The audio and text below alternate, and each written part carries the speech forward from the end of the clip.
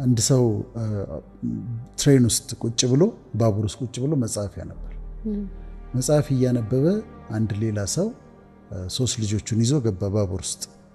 ከዛ አባትዬ ቁጭ ብሎ ዝም ብሎ ቁጭ አለ። ልጆቹ ግን ባቡሩን ቀወጡት። ይሄኛው ሌላው ሰውዬ እያነበበ ነው። ከዛ ይሮጣሉ፣ ምን ይላሉ፣ ይጣላሉ። በጣም ነርቨስ ናቸውና አባትዬው ዝም ብሏል። በኋላ ባቡር ውስጥ የተቀመጠው ሰውየውን እንደዚህ ያየውና አንተ ልጆችን አትቀጣም እንዴ አለው። እንደዚህ ሲሆኑ ዝም ትላቸዋለህ እንዴ? መረን ትለቃቸዋለህ እንዴ አለው። ከዛ ያኛው ሰውዬ ምን አለ መሰለሽ፣ ይኸውልህ አሁን የመጣ ነው ከሆስፒታል ነው አለው። እናታቸው ሞተች አሉ። እናታቸው ሞታባቸው እኔም እንዴት ሃንድል እንደማደርግ አላውቅም። እነሱም ተነግሯቸው ኒውሱን እንዴት እንደሚይዙት ግራ ገብቷቸዋል። ስለዚህ አሁን የምታያቸው በጣም ያዘኑ፣ የደነገጡ፣ ግራ የገባቸው ልጆች ናቸው እነዚህ ብሎ አለው። ያ ሰውዬ በጣም አፈረ። አንዳንዴ ፖዚቲቪቲ የሚጠቅምሽ፣ ፖዚቲቭ ቲንኪንግ የሚጠቅምሽ ሰዎችን ጀጅ እንዳታረጊያቸው ይረዳሻል። ደክሟት ይሆናል፣ ተበሳይታ ይሆናል፣ ችግር ውስጥ ሆና ይኖራል ብለሽ እንድታስብ ያደርግሻል። እኔ ምሳሌ የምሰጠው አለ። ስልክ ስደውል አንድ ሰው ስልኬ እየጠራ አላነሳም። 2 አማራጭ አለኝ። እንዴት ስልኬን አያነሳም? ጥጋቡ ነው የሽም ያየ ስልኬን አያነሳም ልል እችላለሁ። ወይም ንቀት እኮ ነው ልል እችላለሁ። ፖዚቲቭ ካየሁት ግን አላየውም ስልኬን፣ ወይ መኪና እየነዳ ይሆናል፣ ወይ ስልኩን የሆነ ቦታ አስቀምጦት ይሆናል። ይሄ ያድንሻል። ሰዎችን ጀጅ ላለማድረግ ያድንሻል። ስለዚህ አቅንቶ ማየት ቀኑንም እኔ ያምንበታለሁ። እሱኛውን ፓርት አሁን ቀኑን ጠዋት ስነሳ ደባሪ ቀን ነው ካልኩኝ ደብሮኝ ነው ሙሉ፣ ደስ አይልም ካልኩኝ ደስ አይለኝ ነው ሙሉ። ግን እያንዳንዱ ቀን የራሱ ውበት አለው። እያንዳንዱ ቀን መልካም ነው። ዛሬ ደግሞ ይሄ ቆንጆ ቀን ነው ብዬ ከጀመርኩት ግን ይሰራል። ቀናነት ኑሮሽን ያጣፍጣል። እኔ ፕራክቲስ ላደረገው ብዙ ሞክራለሁ። ኔጌቲቭ ነገሮች ሁሉ ሲመጡ ግን ብጥ አረጋቸውና ፖዚቲቭ አረጋቸዋለሁ። እኔን የሚጎዱ የሚመስሉ ነገሮች ሲመጡ አክቹዋሊ ምን አደርጋለሁ መሰለሽ፣ ማዕበል ይነሳል በህይወትሽ እና ማዕበሉ ደንግጠሽ ልትቆሜ ትችላለሽ። ግን ማዕበሉን ደግሞ ለሰርፊንግ ልትጠቀሚበት ትችላለሽ። እኔ ሰርፍ የሚያደርጉ ሰዎች፣ ውሃ ላይ ሰርፍ የሚያደርጉ ሰዎች፣ የሚጫወቱ ሰዎች ስፖርቱ ዌቭ ይፈልጋል። ስለዚህ ማዕበሉ ሲነሳ አንቺ ሰርፍ አድርጊበት። ሰዎችም ጋር ባለሽ ኢንተራክሽን፣ ለምሳሌ አንዲት ሴት ወደ 45 ዓመት 50 ዓመት የሆናት ሴት መታ ምንም ባላረኩት ነገር ተቆጣች፣ ወይ መንገድ ላይ አግኝቻት ምናምን ብቻ ነጭ ብላ ተቆጣ ምናምን ትላለች። ምን አይነት ሴት ነች ይቺ ደግሞ ልል እችላለሁ። ግን ፖዚቲቭ ከሆንኩኝ ምን ማሰብ እችላለሁ? ምናልባት ሜኖፖዝ ላይ ነች፣ የወር አበባ የሚቆምበት እድሜ ያለ አይደለም። በጣም ይነጫነጫሉ ሴቶች እዛ እድሜ ላይ ነጭናጮች ናቸው። ይሄ ፍላሽንግ አለ፣ ሆት ፍላሽስ የሚባል ፊታቸውን ይወብቃቸዋል፣ ያልባቸዋል፣ ጸባያቸው ይቀየራል፣ ንዴት ይናደዳሉ፣ ይቆጣሉ። ከዛ አሁን እኔ ብዬ አውቃለሁ ሴቶች ሚስቢሄቭ ሲያደርጉ አይቻቸው ሊሆን ይችላል ሜኖፖዝ ሊሆን ይችላል ብዬ አውቃለሁ። እሱ ብቻ አይደለም፣ ባልና ሚስትም ወይም ጓደኛሞች ሆነው ፒኤምኤስ አለ አይደለም፣ ፕሪሜንስትራል ሲንድሮም፣ የወር አበባ ከመምጣቱ በፊት 2 ቀን ምናምን ነጫነጫለች፣ ትቆጣለች፣ ምናምን ታለቅሳለች። ከዛ ሊናደድ ይችላል፣ እሱ የጠላችሁ ሊመስለው ይችላል። ካሰበው ግን ወይ እውቀቱ ካለው የመጣ ነው እንዴ ያልሽ በወር 1 ቀን 2 ቀን እንደዛ በጣም የሚቸገሩ አሉ። ፖዚቲቪቲ ለዚሁ ሊረዳሽ። ስለዚህ ሁሉን ነገር አቅነተሽ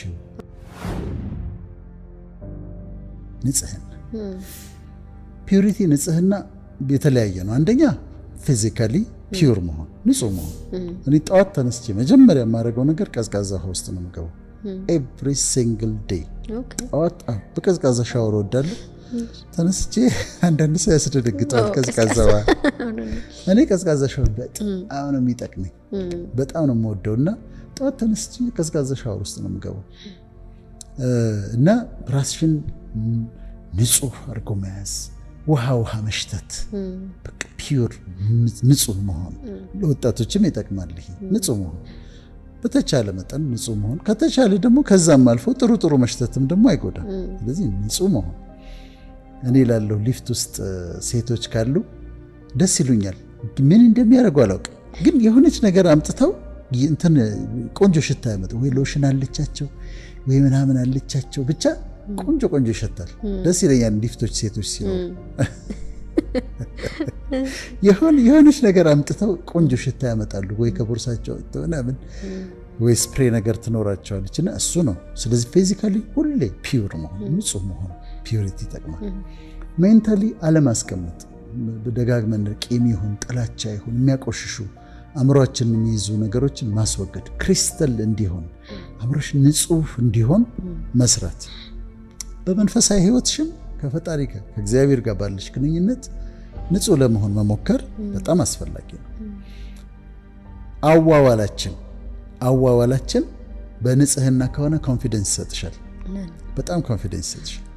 በንጽህና የዋለ ባል ማታ ሲገባ ሸሚዙ ሊፕስቲክ ነክቶት እንደሆነ ቼክ ማድረግ አያስፈልገው።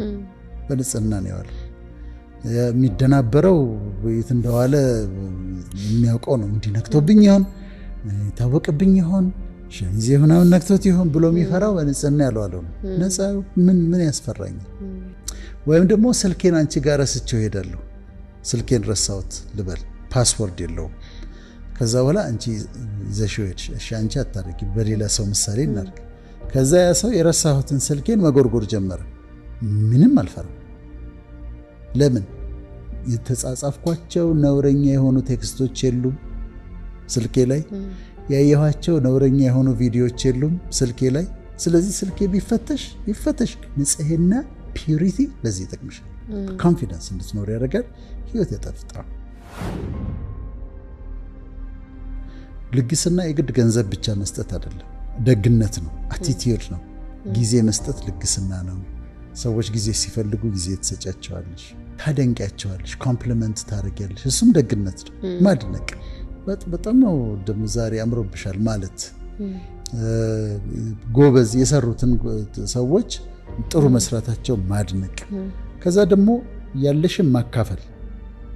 ዘር ነው፣ ስትዘሪ ይበቅላል። ከአንቺ እጅ አንድ ነገር ካልወጣ ከፈጣሪ እጅ አንድ ነገር አይወጣም ይባላል። ስለዚህ መስጠት ያስፈልጋል፣ ማካፈል ያስፈልጋል። እና ደግሞ ምን ይባላል መሰለሽ? what you make happen for others will happen to you ይባላል። what you make happen for others will happen to you። ለሰዎች አንቺ የምታደርጊላቸው ነገር ላንቺ ይሆናልሽ። ስለዚህ መልካም አድርጊ፣ አካፊ፣ ዘርዝሪ፣ ያለን ነገር መስጠት፣ ማካፈል። ስትታገሺው ያልፋል ህይወት።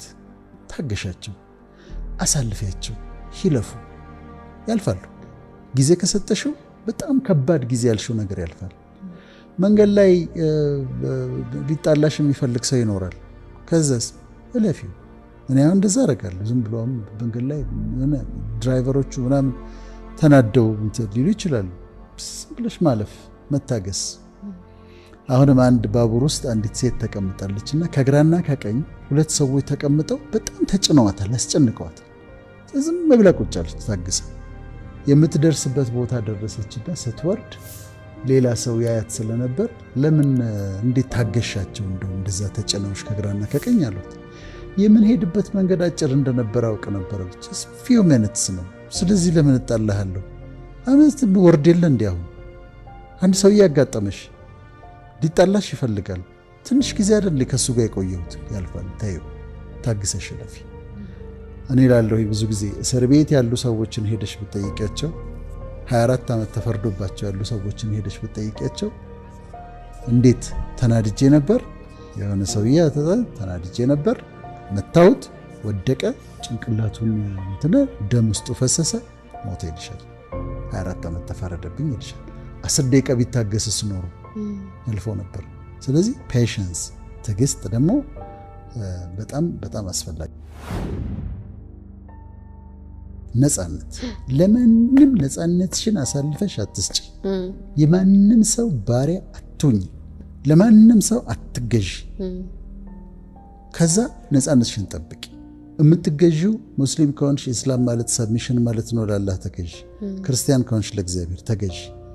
በራስሽ ላይ የሚያስጨንቁሽን ሰዎች የተለያየ ነገር ነው። ለሰዎች ራሳችንን ባሪያ አድርገን ልንሰጥ እንችላለን። ኮንትሮሊንግ የሆኑ ሰዎች አሉ። ኮንትሮል የሚያደርጉሽ የሚፈልጉ አሉ። ኮንትሮል እንዲያደርገኝ አልፈቅድለትም። ሱሶች ኮንትሮል ያደርጉሻል። ሲጋራው፣ ጫቱ ምናምን አድርጊ ነው የሚልሽ እኮ አጭስ፣ ጭቃም፣ ጠጣ። ስለዚህ ባሪያ ሆኗል ሰው። ለተገዛለት ለዚያ ባሪያ ይሆናል ይላል። ለሱሶች ባሪያ አትሁኝ። ለየትኛውም አዲክሽን ቲክቶክም አይግዛሽ፣ ፌስቡክም አይግዛሽ። ማንም ነገር እንዲገዛኝ አለመፍቀድ ነው። መንግስትም አይገዛኝም። መንግስት የሆነ ነገር ሰጥቶ ከዛ በኋላ የፈለገውን እንድናገር ሊያደርገኝ ይችላል። አልፈቅድም። እሱን አልፈልገውም። ለምን? ነፃነቴን ስለምፈልገው። አታስነክ። ከእግዚአብሔር የተሰጠ ለሰው ልጆች የተሰጠ ትልቅ ስጦታ ነፃነት ነው፣ ሊበርቲ ነው። እሷን ጠብቂያት፣ ከዛ ህይወትሽ ይጣፍጣል። እውነተኝነት ወይም ሲንሰሪቲ፣ ኦተንቲሲቲ ራስሽን መሆን ነው። በቃ ቢዩርሰልፍ። ማንንም ለመሆን አትሞክሪ፣ ማንንም ለመምሰል አትሞክሪ። ራስሽን ሁኚ። ይሄ ሰላም ይሰጥሻል። ሰዎች የሚቸገሩት ምንድነው? እከሌን ለመምሰል ወይም እንደ እከሌ ለመሆን ነው የሚሞክሩት። ሞዴል የሚሆኑ አሉ፣ ማህበረሰብ ውስጥ ሞዴል የሚሆኑ ሰዎች አሉ። ግን ራስሽን ሁኚ።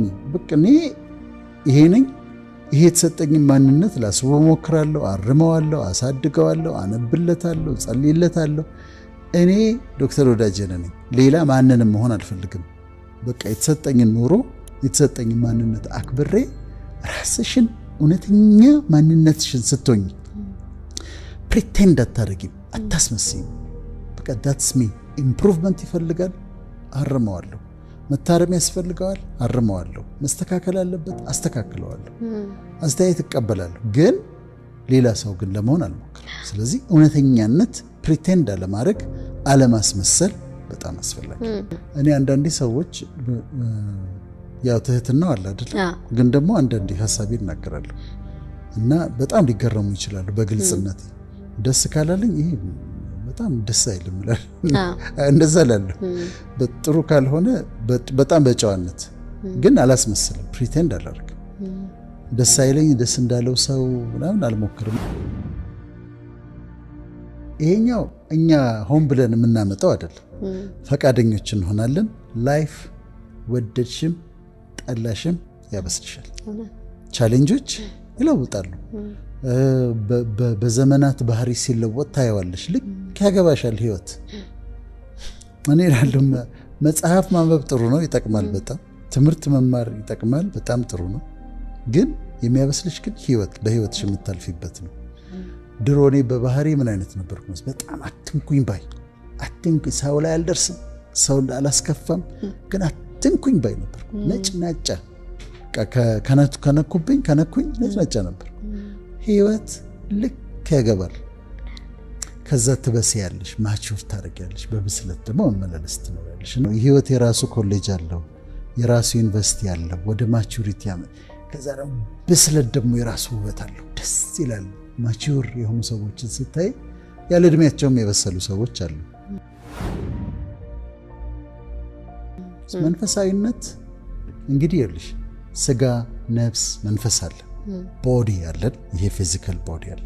ሶል አለን፣ ነፍሳችን አለ፣ ስፒሪታችን አለ። አሁን ለስጋችን የምናደርገው ነገር አለ። እንመግበዋለን፣ እናጥበዋለን፣ እንከባከበዋለን። ለቦዲያችን የምናደርገው ነገር አለ፣ ጥሩ ነው። ከዛ ለማይንዳችን ለሶላችን የምናደርገው ነገር አለ።